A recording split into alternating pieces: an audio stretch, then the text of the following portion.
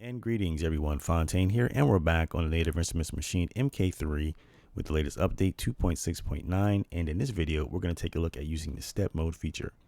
So you can see right here we're in the pad mode, and I have some sounds here, and just for the sake of the video we're going to leave this at a quick 1-bar loop.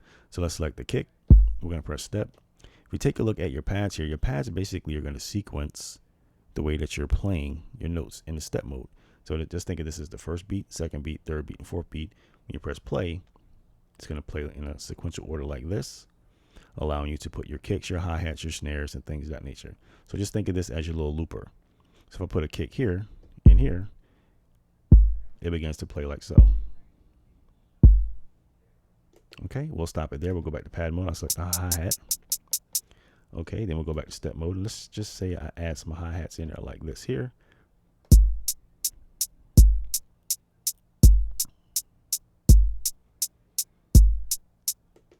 All right, and last but not least, I'll add a little snare in. We'll go back to step.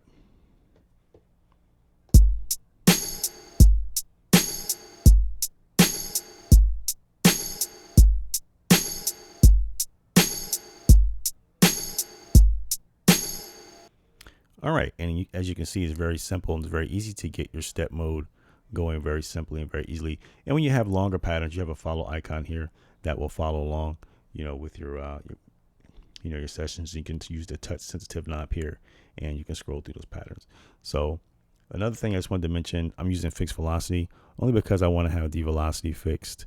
So then that way I don't have to sit there and go through each note and go through and tweak out parameters and trying to get the volume the way I want it.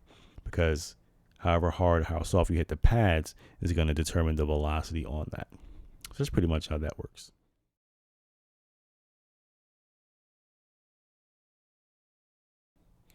All right, so let's take a look at the 4-directional encoder. It has many uses. For example, if I'm on mixer here, if I'm on group A, I can scroll through my groups like this here. Okay, this is group A, this is group B. And in the software here, I'm going to switch over the views. So again, this is group A and this is group B. Okay, so if I select the icon like this here, you notice how I can immediately access the pans by pushing down on the 4-directional encoder, is the way I should have said that. All right, and when I click it again by pushing down on it, down and click, I can now access the volume. Okay, the entire volume of that group. Now that is completely separate from the global volume here. When I click this button and move this icon here, we're accessing different areas of the software. So this is the global volume. Okay, turn that off. This is the volume of the group. Again, clicking it again controls the pan of that group. Okay, now pushing the 4-directional encoder down, I can access the sounds in that group. So now I can move, let me go back to that. Now I can go through the sounds in that group like so. And again, it works the same. I can do pans on individual sounds or pans on individual volumes. So I can go through here and manipulate all the volumes that's in these groups like this here.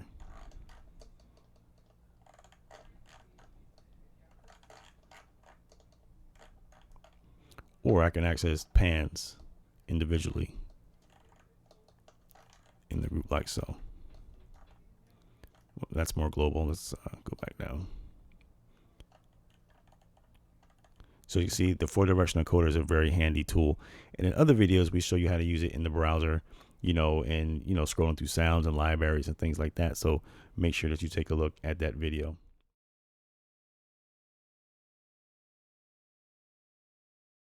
All right, and let's take a look at using the Perform effects. Again, you have the 4-directional encoder knob that is here. Okay, and as you can see right there, it allows me to scroll through my plugins. Toggling to the left allows me to roll from the maximizer to the Perform effects. Pushing down on the plus icon allows me to scroll through the internal plugins. I can use the touch sensitive knobs here and browse through categories such as Native Instruments, Apple, Focusrite, Waves, whatever you have inside your computer. But the Perform effects is an internal plugin. Now I have one already loaded up, so that's why it's not appearing there. So let's say, for example, if I were to remove this plugin like so, then go here and add it like so it loads. Okay, now in the software, let me highlight that so you guys can see that a little bit better. Let me turn this browser off so it's a little easier to see. Now here's the Perform Effects plugin itself. Now you can work directly from the software, but it's a lot easier using a controller. The scratcher, that one's kind of dope. Let's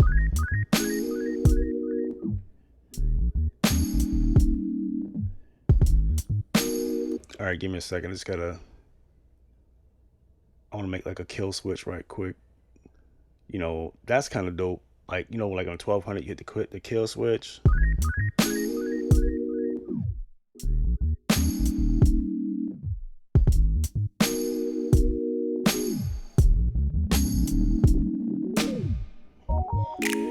You know, real handy. And like on the Perform Effects, it's like down in here, this little area, it's not gonna do it right now, it's not playing, but this little area right here is like, to me, it seems to be where 9 times out of 10 where you'll find like the part or whatever it is that you're using to trying to find like the scratching part. And this is more like the higher notes.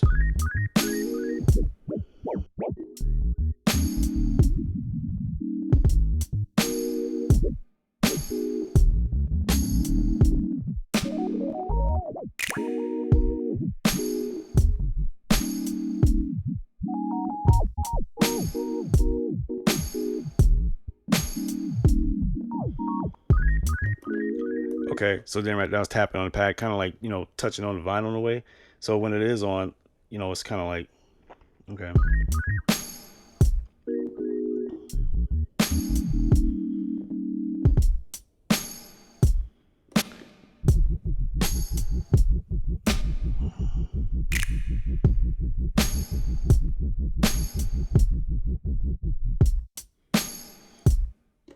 You know what I'm saying?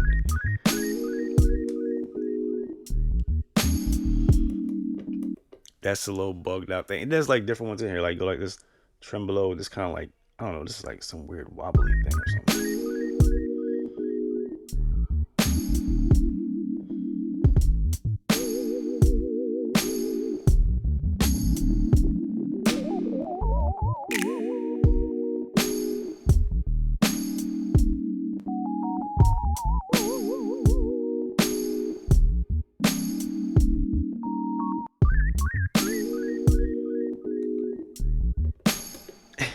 You know, wild effects in here, man. What's another one? Burst echo. That's another bug, that one.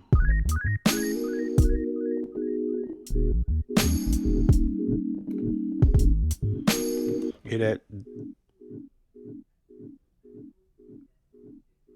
You know what I'm saying? It's kind of got that. It's like a delay or something like that.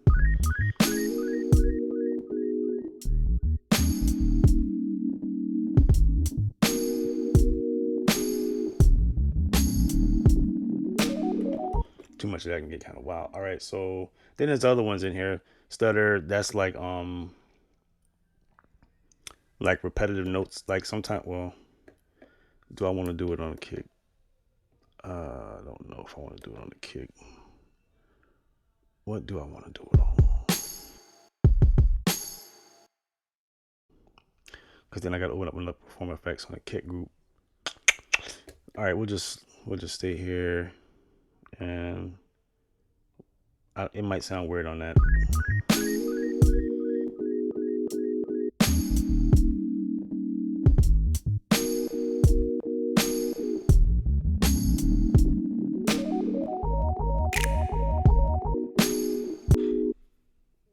All right, and moving right along. Yeah, because we don't want this video to run too long. Let's go ahead and just look at the lock state. You get up to 64 snapshots. So one cool thing about this,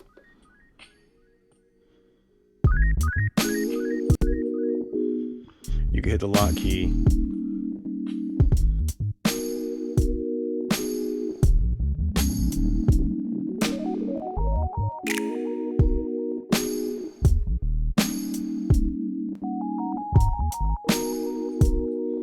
Hit it again, then it goes back to the original state.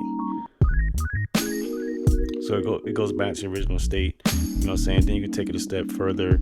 You can hit Shift plus external lock, and we can do it like this here, and we can go back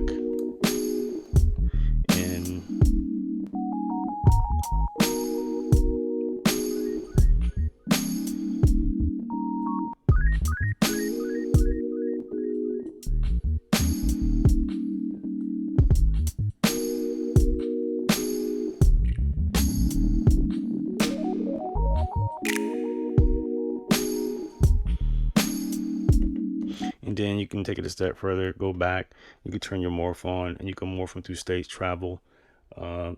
Let's do half, target.